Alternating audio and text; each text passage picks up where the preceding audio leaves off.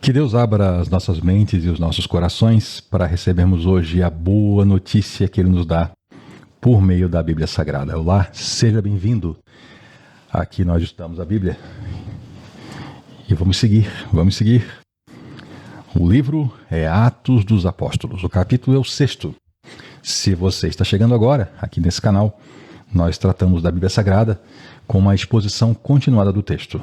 Nós já temos aqui os 4 evangelhos, lidos completamente e com as explicações de cada texto, dando seu contexto histórico, geográfico, político, cultural. E você pode explorar aqui à vontade o canal. Capítulo 6. Naqueles dias, eram os dias do começo da igreja, eram os dias da igreja ainda em Jerusalém, eram os dias que os apóstolos estavam ainda vivos lá em Jerusalém, pregando, mesmo diante das ameaças que recebiam. Naqueles dias, crescendo o número de discípulos, os judeus de fala grega entre eles queixaram-se dos judeus de fala hebraica. Eu uso aqui uma tradução contemporânea que já traz para a gente a explicação correta. Talvez você use uma tradução mais antiga, mais clássica, que fale dos gregos, Mas são judeus de fala grega. Eram judeus que vinham de outras regiões do mundo. Era muito comum naquela época que pessoas, vamos dizer assim, o que a gente chamaria hoje de aposentadoria, fossem viver a aposentadoria em Jerusalém. Pessoas que vinham de regiões onde o idioma corrente era o grego. E tinham aqueles que moravam ali mesmo, que haviam crescido por ali, e que falavam o aramaico no dia a dia, e também usavam o hebraico para o serviço santo, para as orações, leitura da Bíblia.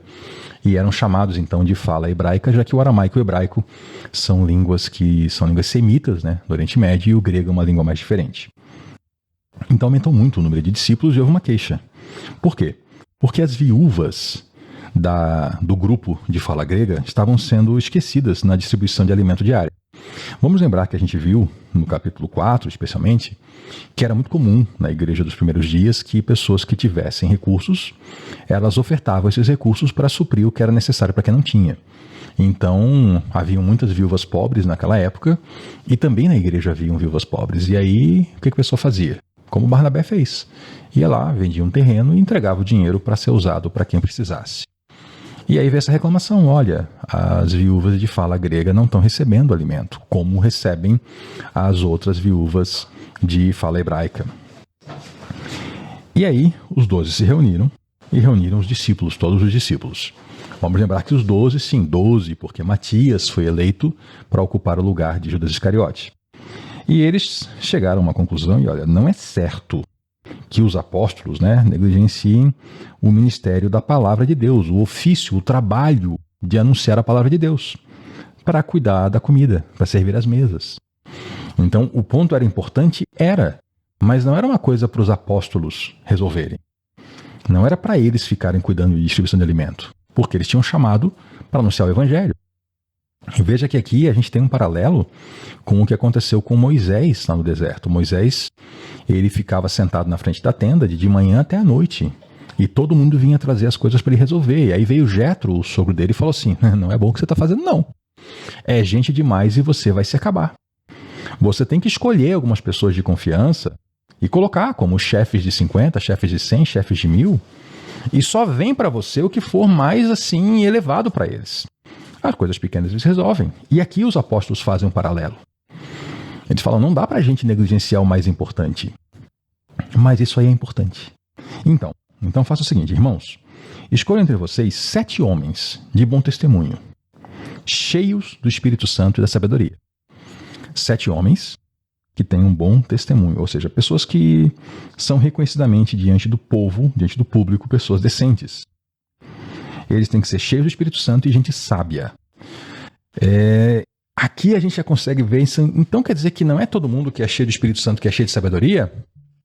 Se fosse, eu acho que não precisava os apóstolos dizerem as duas coisas. Tem gente que é cheia do Espírito Santo e ainda não está exercendo a sabedoria. Tem gente que é bruta. Tem gente que não tem tato para lidar com os outros. Precisa aprender. E veja que os apóstolos não disseram assim, então vamos dar uma chance para esses aí. Não, já escolhe quem é cheio de sabedoria, tá? Já escolhe quem é cheio do Espírito Santo, tem bom testemunho e tem sabedoria. E nós vamos passar para eles essa tarefa de coordenar a distribuição de alimento. E nós Nós vamos ficar com a oração e a pregação. Cada um vai fazer aquilo que é bom em fazer e é chamado para fazer. E essa proposta agradou todo mundo. Então eles escolheram Estevão, que era um homem cheio de fé e do Espírito Santo, além de Filipe, Prócoro, Nicanor, Tímon, Pármenas e Nicolau. Nicolau ele era um convertido ao judaísmo que veio de Antioquia. Veja que Nicolau ele não nasceu judeu. Aqui já começa a gente a perceber uma coisa muito boa, que vai crescer, tá? Ao longo do livro de Atos isso vai crescer muito, que é a participação no ministério de gente que, primeiro, não nasceu judeu e depois que nem judeu é. E o mais interessante é que o escritor de Atos é um desses. Lucas não era judeu, nem convertido ao judaísmo. Lucas era um homem de fala grega, de nome romano, e que se tornou um homem importante na igreja. E nos escreveu o Evangelho de Lucas e o livro de Atos. Então, isso aqui é interessante, esse começo. E Antioquia é uma cidade gigantesca da antiguidade, uma metrópole antiga. Nós veremos mais sobre Antioquia mais à frente, onde vai aparecer a missão da igreja em Antioquia, mas já lhe adianto que não era um lugar pequeno, é uma cidade muito grande. Aí haviam duas cidades com esse nome também, tá? Antioquia é o nome dado em homenagem a Antíoco, um figurão da antiguidade. Depois a gente chega lá.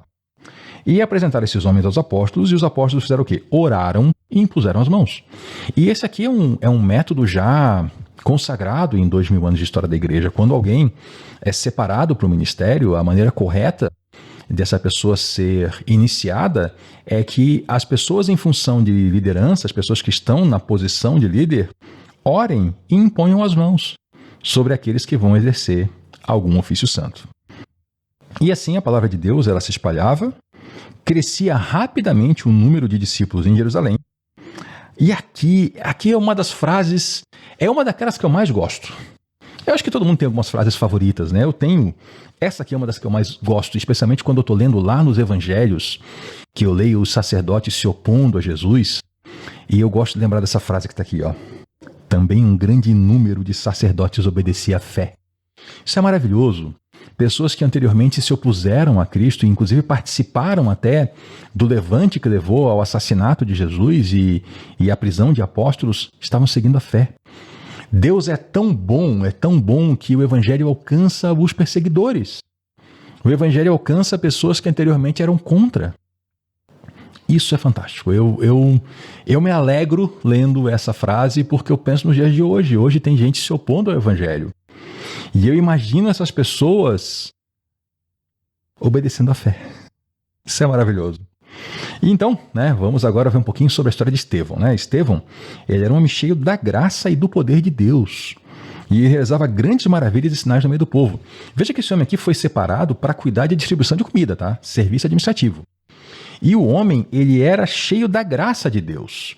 A graça é aquele favor não merecido e ele levava isso para os outros. E também era cheio de poder, tá? Porque ele realizava grandes maravilhas e sinais no meio do povo.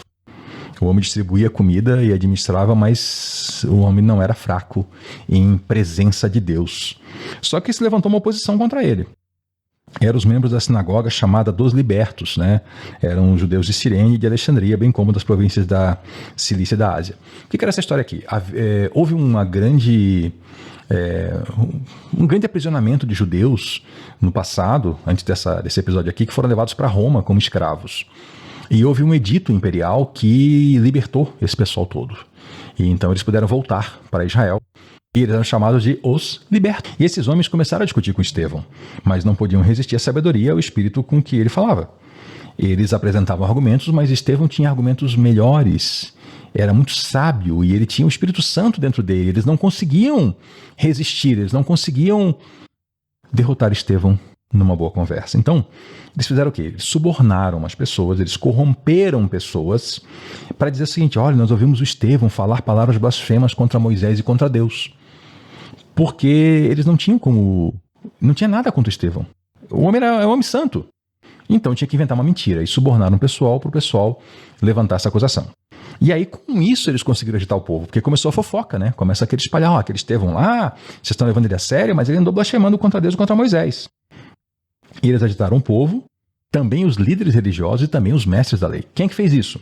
O pessoal da Sinagoga dos Libertos. Veja que é um movimento bem localizado. O pessoal dessa sinagoga criou aí uma raiva de Estevão, foram para a disputa com ele, não conseguiam derrotá-lo. E aí então pagaram o pessoal, subornaram o pessoal para espalhar entre os outros da cidade que Estevão estava blasfemando contra Moisés e contra Deus. E aí o pessoal se agitou e eles prenderam Estevão e levaram ao Sinédrio, ao conselho, o mesmo conselho que tinha já julgado os apóstolos, aquele grupão ali que se reunia. E aí eles apresentaram as falsas testemunhas, que vieram e disseram assim, esse homem ele não para de falar contra esse lugar santo e contra a lei. Ou seja, Estevão está falando contra o templo e contra a lei de Moisés. A lei de Moisés era basicamente a base, né? Basicamente a base ficou feio, mas era o princípio de todo o Antigo Testamento. Então ele diz assim, ele está falando contra a Bíblia. Ele está falando contra o templo e contra a palavra de Deus. Pois ouvimos dizer que esse Jesus o Nazareno aí vai destruir esse lugar aqui e vai mudar os costumes que Moisés nos deixou.